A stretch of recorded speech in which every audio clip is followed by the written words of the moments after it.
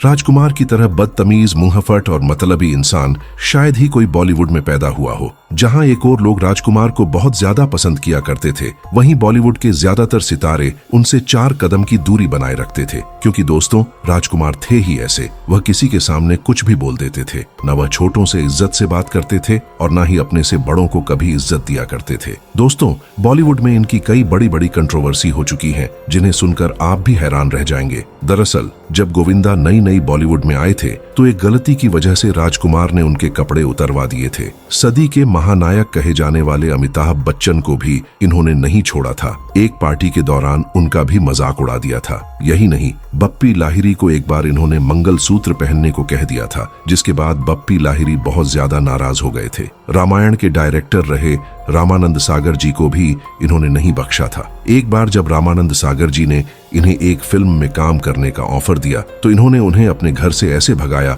जैसे मानो वह कोई इंसान नहीं बल्कि कुत्ता हो। मगर इन सभी घटनाओं के बावजूद जब राजकुमार की मृत्यु हुई तो क्या बॉलीवुड का कोई भी कलाकार उन्हें अंतिम विदाई देने गया था? इस वीडियो में हम इन्हीं कंट्रोवर्सी के बारे में डिटेल में जानेंगे। राजकुमार का जन्म सन 1926 में बलूचिस्तान में हुआ था, जो अब पाकिस्तान का हिस्सा है। इनका जन्म एक बहुत ही गरीब परिवार में हुआ था, लेकिन गरीब होने के बावजूद भी यह बहुत पढ़े लिखे और मेहनती थे। दोस्तों, ये सुबह सुबह उठकर दौड़ लगाने जाया करते थे क्योंकि ये पुलिस बनने का सपना देखते थे और अपने सपनों को साकार करने के लिए ही वह बलूचिस्तान छोड़कर मुंबई आ गए थे। मुंबई आने के बाद इनका सिलेक्शन पुलिस इंस्पेक्टर के तौर पर हो गया। जब राजकुमार मुंबई आए तो मुंबई की चकाचौंध देखकर हक्का बक्का रह गए। दरअसल जिस इलाके से यह आते थे वह बहुत ही पिछड़ा हुआ था, मगर जब यह मुंबई में बतौर पुलिस इंस्पेक्टर आए तो इनके अंदर भी एक्टर बनने का ख्वाब जन्म लेने लगा था। राजकुमार का असली नाम कुलभूषण पंडित था। राजकुमार मुंबई के जिस थाने में कार्यरत थे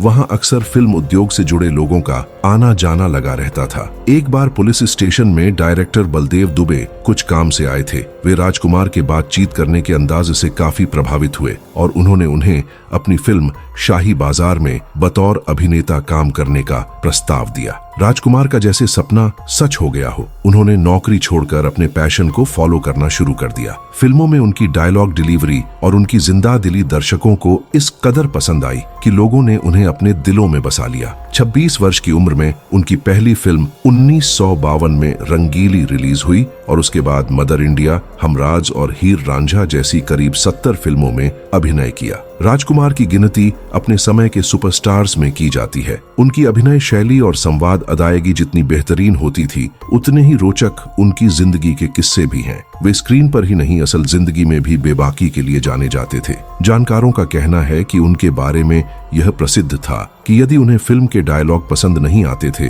तो वे उस फिल्म की स्क्रिप्ट को ही चेंज करा देते थे। राजकुमार की शख्सियत को समझने के लिए आपको 1989 की फिल्म जंगबाज का एक किस्सा सुनाते हैं। राजकुमार और गोविंदा फिल्म जंगबाज की शूटिंग कर रहे थे। बताया जाता है कि गोविंदा शानदार शर्ट पहने हुए राजकुमार के साथ शूटिंग खत्म होने के बाद वक्त बिता रहे थे। तभी राजकुमार ने उनसे कहा, यार तुम्हारी शर्ट बहुत शानदार है। गोविंदा यह सुनकर बहुत खुश हो गए। उन्होंने तब राजकुमार से कहा, सर अगर आपको यह शर्ट पसंद आ रही है तो आप रख लीजिए। राजकुमार ने शर्ट ले ली। गोविंदा खुश हुए कि राजकुमार उनकी शर्ट पहनेंगे और उनकी पसंद की तारीफ करेंगे, लेकिन ऐसा नहीं हुआ। 2 दिन बाद सेट पर उन्होंने देखा कि राजकुमार ने उस शर्ट का एक कपड़ा बनवाकर अपने कुत्ते को पहनाया है। यह चीज गोविंद को बहुत ही ज्यादा बुरी लगी। एक पार्टी के दौरान उन्होंने अमिताभ बच्चन की खिल्ली उड़ाकर उन्हें बेइज्जत किया था। दरअसल पार्टी में अमिताभ जो पहनकर पहुंचे थे उसकी सभी तारीफ कर रहे थे। तभी राजकुमार उनके पास गए और पूछा, यह सूट कहां से सिलवाया? यह सुनते ही अमिताभ बच्चन ने राज साहब को दुकानदार का पता बता दिया और पूछा,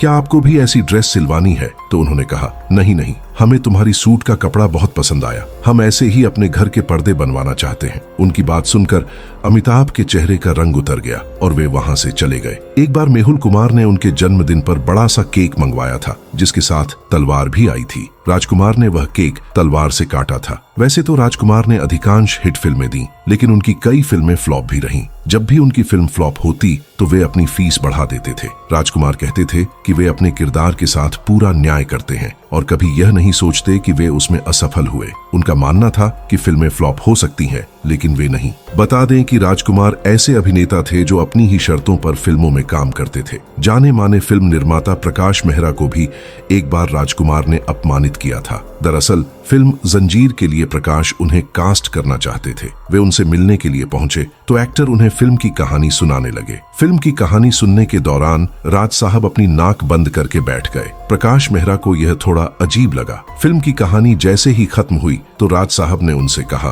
तुम्हारे पास से बिजनौरी तेल की बदबू आ रही है। हम फिल्म तो दूर तुम्हारे साथ 1 मिनट खड़ा होना भी बर्दाश्त नहीं करेंगे। यह बात प्रकाश मेहरा को बहुत बुरी लगी और वे वहां से चले गए। एक रोचक किस्सा सिंगर बप्पी लाहिड़ी के साथ भी जुड़ा है। बप्पी सोने के गहनों के कितने प्रेमी थे यह हर कोई जानता है। पहली मुलाकात में ही राजकुमार ने उन्हें अपमानित कर दिया था। दरअसल एक पार्टी के दौरान राजकुमार पहली बार बप्पी लाहिड़ी से मिले तो उन्होंने बप्पी से केवल एक बात ही कही, वाह शानदार, एक से एक गहने, बस मंगलसूत्र की कमी रह गई है। कहते हैं कि उनकी यह बात सुनकर बप्पी दा हंसकर उनका यह तंज टाल गए थे। लेकिन दोस्तों, ऐसा नहीं है कि राजकुमार को कभी कोई सवा शेर नहीं मिला। एक बार एक नए अभिनेता ने राजकुमार को ऐसा जवाब दिया कि राजकुमार की बोलती बंद हो गई थी। यह कोई और नहीं, फिरोज खान थे। फिरोज खान इंडस्ट्री में नए जरूर थे, लेकिन उनका रुतबा भी किसी से कम नहीं था। उन्होंने 1965 में फिल्म ऊंचे लोग से हिंदी सिनेमा में अपना करियर शुरू किया था। हालांकि इससे पहले वे कुछ भी ग्रेट फिल्मों में भी काम कर चुके थे। वहीं जब फिरोज खान को अशोक कुमार और राजकुमार के साथ फिल्म ऊंचे लोग का ऑफर मिला तो उन्होंने तुरंत स्वीकार कर लिया। अक्सर राजकुमार जूनियर्स और न्यूकमर्स की क्लास ले लिया करते थे। ऐसे में फिरोज खान उनके सामने नए थे। फिल्म में दोनों का एक सीन था जिसमें राजकुमार को फिरोज की आंखों में देखकर डायलॉग बोलना था। डायलॉग के अंत में उन्हें फिरोज से इशारा मिलना था कि अब उनकी बारी है डायलॉग बोलने की। लेकिन राजकुमार कैमरे में देखकर डायलॉग बोल रहे थे, जिसकी वजह से उन्हें क्लू नहीं मिल पा रहा था। इसी वजह से सीन के कई रीटेक हुए। यह देखकर डायरेक्टर ने फिरोज खान को डांट दिया। ऐसे में फिरोज खान को गुस्सा आ गया। मीडिया रिपोर्ट्स के मुताबिक राजकुमार फिरोज खान को एक्टिंग टिप्स दे रहे थे। इस पर फिरोज ने राजकुमार से कहा, अच्छा होगा कि आप अपना काम करें और मुझे मेरा काम करने दें। फिरोज खान की बात पर राजकुमार भड़क गए। इतना ही नहीं, उन्होंने फिरोज को सेट से बाहर निकालने की धमकी भी दे दी। लेकिन डायरेक्टर और क्रू मेंबर्स ने पूरे मामले को सुलझा दिया। राजकुमार के खास दोस्त और उन्हें जंगबाज और तिरंगा में डायरेक्ट कर चुके मेहुल कुमार ने एक इंटरव्यू में कहा था, राजकुमार साहब के बारे में लोगों ने जितनी बातें आज तक बताई हैं, मेरे अनुसार वे सब केवल कहानियां हैं। ये बातें कहने वाले उन्हें गहराई से पहचानते ही नहीं थे। मेरे साथ उन्होंने 3 फिल्में की, लेकिन तिरंगा में उनका जो जलवा देखा उसकी बात ही कुछ और है। जब मैंने नाना पाटेकर और राज साहब के साथ तिरंगा शुरू की थी तब इंडस्ट्री के 90% लोग कह रहे थे कि मेहुल भाई, तुमने तो ईस्ट और वेस्ट दोनों को साथ साइन कर लिया है, पता नहीं सेट पर क्या होगा। तिरंगा में इन दोनों के साथ आने की कहानी भी कम दिलचस्प नहीं है। राज साहब के रबील और अनुशासित व्यक्तित्व की वजह से कई एक्टर दूर से ही हाथ जोड़ते थे। इंस्पेक्टर शिवाजी राव वागले के रोल के लिए जब भी कहानी सुनाता था हर कोई मना कर देता था। सबसे पहले नसीरुद्दीन शाह के पास गया। उन्होंने कहा, मेहुल भाई, आपके साथ मुझे कोई समस्या नहीं है, लेकिन राज साहब के साथ काम करना मुश्किल है। फिर रजनीकांत से बात की। उन्होंने कहानी सुनने के बाद कहा, आपने किरदार को मेरा ही असली नाम शिवाजी राव दिया है, लेकिन मेहुल जी, मुझे एक ही समस्या है, राज साहब के साथ कैसे काम कर पाऊंगा? अगर सेट पर टेंशन हो गई तो क्या करूंगा? मुझे माफ कर दीजिए। नाना को फोन किया, तब उन्होंने यह कहकर मना कर दिया कि मैं कमर्शियल फिल्में नहीं करता। मैंने उन्हें जैसे तैसे राजी किया और राज साहब को फोन करके बताया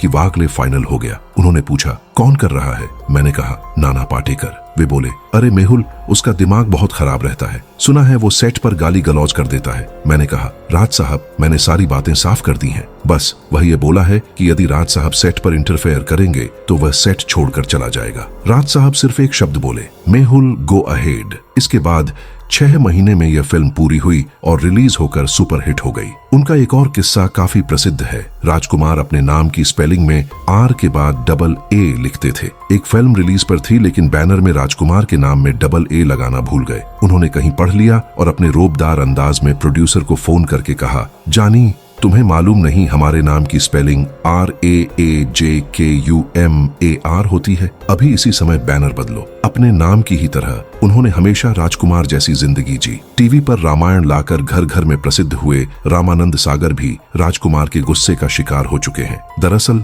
एक बार वह अपनी एक फिल्म की कहानी लेकर राजकुमार के पास पहुंचे। ये फिल्म थी आंखें। फिल्म की कहानी रामानंद ने उन्हें सुनाई तो वह पसंद नहीं आई। उन्होंने फिल्म के लिए सीधे मना तो नहीं किया, लेकिन अपने ट्रेंड कुत्ते को बुलाया और पूछा क्या तुम यह रोल करोगे? उनके कुत्ते ने उनकी ओर देखा और गर्दन हिला दी। इस पर राजकुमार ने कहा, देखो, यह तो मेरा कुत्ता भी नहीं करेगा। रामानंद सागर इस अपमान को कभी नहीं भूले और उन्होंने फिर कभी राजकुमार से संपर्क नहीं किया। राजकुमार की शादी का किस्सा भी काफी प्रसिद्ध है। कहा जाता है कि एक बार राजकुमार एक फ्लाइट में सफर कर रहे थे। उस दौरान उनकी मुलाकात फ्लाइट अटेंडेंट जेनिफर से हुई। इसके बाद दोनों की मुलाकातों का सिलसिला बढ़ा और बाद में उन्होंने जेनिफर से शादी कर ली। शादी के बाद जेनिफर ने अपना नाम बदलकर गायत्री रख लिया था। राजकुमार और जेनिफर के 3 बच्चे हुए। इनमें 2 बेटे पुरु राजकुमार और पाणिनी राजकुमार और एक बेटी वास्तविकता राजकुमार है। राजकुमार की अंतिम यात्रा में कोई सेलिब्रिटी क्यों शामिल नहीं हुआ, ये जानने के लिए थोड़ा पीछे जाना होगा। बात उस समय की है जब राजकुमार मरते दम तक फिल्म कर रहे थे। इस फिल्म में राजकुमार की मौत का सीन फिल्माया जाना था, जिसके लिए एक गाड़ी तैयार की गई और उसमें एक्टर को लिटा दिया गया। इसके बाद उन्हें एक लाश की तरह सजाकर श्मशान यात्रा निकाली गई। इस दौरान जब फिल्म के निर्देशक मेहुल कुमार ने उन्हें हार पहनाया तो राजकुमार ने कहा, जानी, अभी तो पहन लो हार, जब जाएंगे तो आप भी नहीं जानेंगे कि हम कब गए। उनकी यह बात उस समय तो टल गई, लेकिन बाद में शूटिंग पूरी होने पर जब मेहुल ने उनसे पूछा कि उन्होंने ऐसा क्यों कहा, तो राजकुमार बोले, जानी, तुम्हें मालूम नहीं, श्मशान यात्रा को लोग तमाशा बना देते हैं। सब सफेद कपड़े पहनकर आते हैं, मीडिया वाले भी पहुंचते हैं और मृतक को सम्मान देने की जगह मजाक उड़ाते हैं। साथ ही श्मशान यात्रा निकालकर तमाशा भी बना देते हैं। इसके बाद उन्होंने कहा कि उनकी मौत केवल पारिवारिक मामला होगी। ऐसे में उनके अंतिम संस्कार में परिवार वालों के अलावा कोई नहीं होगा। बता दें, इन सब बातों का खुलासा मेहुल ने एक इंटरव्यू के दौरान किया था। राजकुमार ने जैसा कहा वैसा ही हुआ। 3 जुलाई 1996 को जब राजकुमार इस दुनिया को अलविदा कह गए तो उनकी श्मशान यात्रा नहीं निकाली गई। यहाँ तक कि लोगों को यह तक नहीं पता चला कि उनका अंतिम संस्कार कहाँ हुआ। इस दौरान उनके परिवार के अलावा बॉलीवुड का कोई सेलिब्रिटी शामिल नहीं हुआ। दोस्तों, ये तो हो गई राजकुमार की बात, मगर आपने इस 90s के हीरो को देखा जरूर होगा जिसने आमदनी, अठन्नी, खर्चा रुपया जैसे सुपरहिट फिल्मों में काम किया था। मगर दोस्तों, अब यह किसी भी फिल्मों में दिखाई क्यों नहीं देता है? अगर जानना है तो आपकी स्क्रीन पर वीडियो आ रही है, क्लिक करके जरूर देखिएगा।